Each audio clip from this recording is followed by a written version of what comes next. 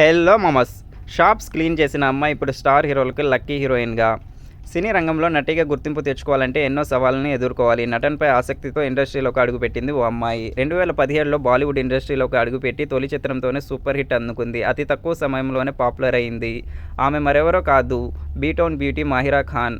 షారుఖ్ ఖాన్ సరసన 2017లో 'రైస్' సినిమాతో సినీ రంగంలోకి ఎంట్రీ ఇచ్చింది. కానీ ఈ బ్యూటీ హీరోయిన్ మాధురి దీక్షిత్‌కు హార్డ్‌కోర్ ఫ్యాన్. ఆమె డాన్స్, సాంగ్స్ చూసి హీరోయిన్ కావాలని నిర్ణయించుకుందంట.